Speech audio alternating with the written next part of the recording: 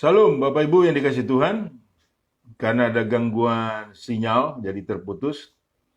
Saya lanjutkan Bapak Ibu yang dikasih Tuhan, bahwa yang ketiga itu ikatan kebiasaan keduniawian. Ikatan kebiasaan keduniawian Bapak Ibu.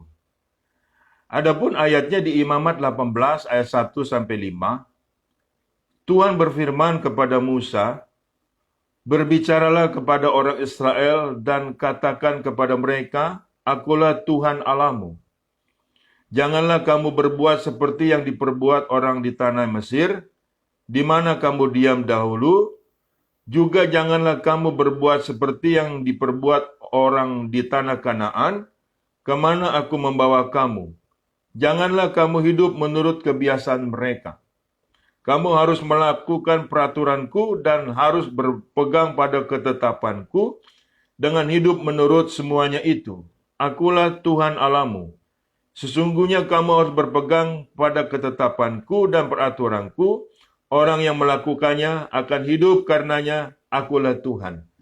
Saudara, yang ketiga di sini Tuhan berpesan, kebiasaan-kebiasaan orang di Mesir jangan kamu lakukan. Sebab seperti kita ketahui Bapak Ibu, bangsa Israel itu menjadi budak di tanah Mesir 400 tahun. Sudah belum tentu di sana, saudaraku, ada kebiasaan-kebiasaan yang sudah merasuki mereka. Dan di sini mereka tidak boleh lakukan lagi. Dan mereka harus melakukan nilai ketetapan-ketetapan Tuhan. Sebab kebiasaan-kebiasaan di tanah Mesir, Bapak Ibu, adalah poligami, poliandri. Ataupun kebiasaan-kebiasaan di Mesir adalah penyembahan berhala yang Tuhan tidak suka. Dan mereka akan menuju Kanaan. Tanah Kanaan juga di sana ada kebiasaan-kebiasaan yang Tuhan tidak suka. Jadi saudaraku, di sekeliling hidup kita, di masyarakat kita, ada kebiasaan-kebiasaan yang Tuhan tidak suka. Itu perlu kita waspadai. Kita perlu hati-hati. Jadi bagaimana Pak kalau gitu kita hidup? Kita hidup harus menurut ketetapan-ketetapan Tuhan, saudaraku. Sehingga kita boleh hidup di dalamnya karena kita dipimpin oleh Tuhan yang kekal, Tuhan yang hidup, Tuhan yang luar biasa. Jadi ikatan-ikatan kebiasaan yang Tuhan tidak suka alias yang Tuhan tentang di dalam sekeliling kita, itu jangan kita lakukan Bapak Ibu. Iya kan? Nggak apa-apa. Kita kalau tidak disuka banyak orang, daripada tidak disuka Tuhan. Yang sudah barang tentu di sini kita harus menolaknya dengan halus, bukan dengan untuk berseteru Bapak Ibu terhadap mereka. Jadi katakan saja kepada mereka bahwa hal ini tidak boleh saya buat karena saya Kristen, karena saya orang Kristen. Jadi ini tidak boleh menurut peraturan-peraturan Tuhan. Enggak apa-apa. Tidak apa-apa kita katakan itu. Kita harus berani Bapak Ibu. Makanya kebiasaan-kebiasaan di sekitar kita seringkali kita larut di dalamnya demi kompromi. Saudaraku, kita tidak pernah menolak toleransi. Tetapi satu hal yang perlu kita pahami, kalau berbicara soal mengorbankan iman, itu tidak perlu Bapak Ibu. Tidak perlu kita lakukan. Jadi ingat baik bahwa hidup kita adalah berdasarkan ketetapan-ketetapan Tuhan. Hidup kita bukan berdasarkan kebiasaan-kebiasaan orang di sekitarnya yang Tuhan tidak suka. Ya kan? Kalau yang Tuhan suka, ya bolehlah kita lakukan. Tapi kalau Tuhan yang tidak suka, jangan dilakukan Bapak Ibu. Kita harus koreksi kembali. Apakah yang kita lakukan ini berhala Bapak Ibu? Menduakan Tuhan, membuat Allah kita cemburu. Ya kan? Kita perlu koreksi kembali. Walaupun mungkin menguntungkan kita. Tetapi kalau ini berhala, kalau ini Tuhan tidak suka, jangan Bapak Ibu. Jangan karena supaya enak dengan teman, supaya menyenangkan hati teman, supaya menyenangkan hati saudara kita. Kalau bertentangan dengan firman Tuhan, kita harus tolak. Kita harus tolak Bapak Ibu. Hidup kita bukan menyenangkan manusia. Hidup kita untuk menyenangkan Tuhan Bapak Ibu. Ini perlu kita hati-hati dalam hidup ini. Jadi karena ikatan kebiasaan itu bisa kuat menggigit, kuat mengikat, dan sukar dilepaskan lebih bagus dari awal kita tidak lakukan. Iya kan, lebih baik kita tidak lakukan sama sekali. Terbiasalah kita melakukan ketetapan Tuhan. Itu pun juga perlu hati-hati kembali. Jangan sampai kehilangan makna kesadaran kita untuk bertuhan. Sebagai manusia yang menjadi menjadi perilaku firman Tuhan, menjadi pelaku firman Tuhan. Ya Bapak Ibu, perlu Bapak Ibu waspadai kebiasaan-kebiasaan di sekitar kita. Entah melalui adat istiadat, entah melalui budaya-budaya setempat. Kalau itu yang Tuhan tidak suka, dengan hormat kita katakan, saya tidak bisa melakukan hal itu. Saya percaya orang lain juga menghormati kita, karena kita punya nilai kepercayaan. Ya, kita punya iman. Bukan untuk sombong-sombongan Bapak Ibu. Tetapi dengan demikian kondisinya, kita jelaskan kepada mereka, di dalam kekristenan tidak boleh. Sekaligus kita memberitakan firman. Sekaligus kita menjadi terang dan menjadi garam. Memang awalnya mungkin orang itu tidak suka. Tapi tidak mungkin. Bukan satu hal yang mustahil, satu saat mereka akan mencari kebenaran yang sebenar-benarnya. Sehingga kita dimintakan pertolongan, dimintakan penjelasan. Apa itu iman kekristenan? Apa itu nilai-nilai Tuhan? Siapa itu Yesus Kristus? Siapa itu Juru Selamat? Nah, disitulah saudaraku, firman Tuhan tidak pernah kembali dengan sia-sia. Jadi ingat baik, kebiasaan-kebiasaan di sekeliling kita perlu kita waspadai. Yang ditentang Tuhan atau yang Tuhan suka. Jadi kita sudah ada pilihan, saudaraku, dalam hal ini. Yang terakhir Bapak Ibu, yang keempat adalah kondisinya ikatan kebiasaan berpesta pora. Lukas 16 ayat 19 sampai 31. Ikatan kebiasaan berpesta pora. Lukas 16 ayat 19. Ada seorang kaya yang selalu berpakaian jubah ungu dan kain halus. Dan setiap hari ia bersukaria dalam kemewahan. Dan ada seorang pengemis yang bernama Lazarus, badannya penuh dengan borok, berbaring dekat pintu rumah orang kaya itu, dan ingin menghilangkan laparnya dengan apa yang jatuh dari meja orang kaya itu, malahan anjing-anjing datang dan menjilat boroknya. Kemudian matilah orang miskin itu, lalu dibawa oleh malaikat-malaikat ke pangkuan Abraham.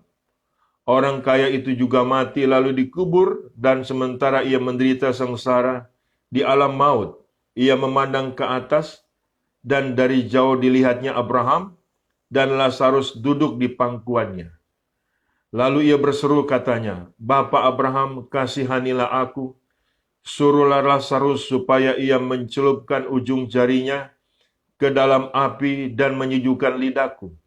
Sebab aku sangat kesakitan dalam nyala api ini. Tetapi Abraham berkata, Anak, ingatlah bahwa engkau telah menerima segala yang baik sewaktu hidupmu, sedangkan Lazarus segala yang buruk. Sekarang ia mendapat hiburan dan engkau sangat menderita. Selain daripada itu di antara kami dan engkau terbentang jurang yang tak terseberangi, supaya mereka yang mau pergi dari sini kepadamu ataupun mereka yang mau datang dari situ kepada kami tidak dapat menyeberang. Kata orang itu, kalau demikian aku minta kepadamu Bapa, supaya engkau menyuruh dia ke rumah ayahku. Sebab masih ada 5 orang saudaraku, supaya ia memperingati mereka dengan sungguh-sungguh, agar mereka jangan masuk kelak ke dalam tempat penderitaan ini. Tetapi kata Abraham, ada pada mereka kesaksian Musa dan para nabi.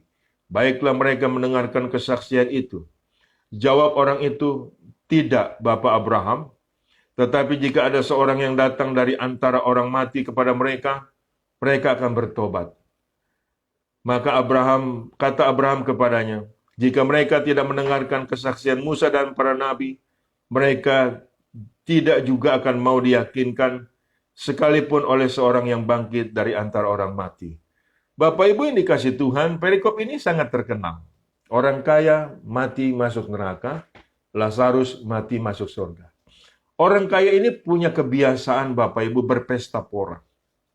Lihat, setiap hari dia berpesta pora, bersukaria dengan kekayaannya, dengan kemegahannya. Sampai-sampai kebiasaan ini mengikat dia sampai mati. Dan sampai-sampai tidak menyadari ada yang miskin Lazarus di pintu rumahnya. Saudara lihat betapa luar biasanya nilai pesta pora dalam sebuah kebiasaan yang tidak bisa lagi diganggu-gugat, yang terus dilakukannya sampai dia mati. Hati-hati dengan kebiasaan berpesta pora, Bapak Ibu. Hati-hati dengan ini, begitu kita mati, padahal di rumah kita ada kitab para nabi yang berbicara kesaksian Musa, yang berbicara sorga dan neraka, itu tidak digubris. Kalau sudah mati Bapak Ibu, tidak ada perubahan apa-apa. Dan tidak bisa dirubah lagi, permanen Bapak Ibu. Ini yang sangat amat mengerikan Bapak Ibu. Kebiasaan berpesta pora itu Tuhan tentang. Saudara, bukan sebuah kebetulan kalau Lazarus ada di pintu rumah orang kaya itu. Karena bahasa asli sehari-harinya mengatakan, maka diletakkanlah Lazarus di depan pintu rumah orang kaya itu. Berarti ada tangan Tuhan yang menaruh yang miskin itu Lazarus di depan pintu rumah orang kaya itu. Apa maksudnya? Supaya orang kaya ini menyadari dia perlu berbelas kasihan kepada orang lain. Dan tidak bisa melakukan super egois yang sampai matinya. Tetapi yang namanya ikatan kebiasaan pesta pora begitu kuat mengikat dia. Dia nggak ambil pusing. Dia masa bodoh. Dia abaikan teguran Tuhan. Dia abaikan, saudaraku, nilai ajaran Tuhan. Dan akhirnya mati, masuk neraka. Di situ dia baru sadar. Ingat akan saudara-saudaranya yang masih hidup. Tapi apa mau buat? Apa boleh buat? Tidak bisa lagi, saudaraku, dirubah. Dia sudah permanen di neraka, tidak bisa lagi hubungan dengan orang yang hidup. Iya kan? Makanya di sini firman Tuhan pada hari ini memberikan peringatan bagi setiap kita. Hati-hati dengan kebiasaan berpesta poramu. Berhenti Bapak Ibu, berhenti. Berhenti. Saudaraku, Tuhan tidak memaksa. Kita benar-benar harus ada kesadaran yang tinggi untuk berhenti berpesta pora. Memang awal-awal mau berhentinya tidak enak. Tidak apa-apa, paksa supaya berhenti tidak lagi berpesta pora. Untuk datang kepada Tuhan, untuk sungguh-sungguh. Ingat saudaraku, hari kematianmu engkau tidak tahu. Manusia seperti uap. Pesta poramu akan berhenti saat engkau mati, engkau masuk neraka. Karena engkau tidak gubris teguran, ajaran, nasihat dari Tuhan. Firman Tuhan saya percaya hari ini membuat kita menyadari ada kebiasaan-kebiasaan buruk yang mungkin masih hari ini kita lakukan. Jangan lagi Bapak Ibu, berhenti dan stop. Saya percaya firman Tuhan ini tidak kembali dengan sia-sia.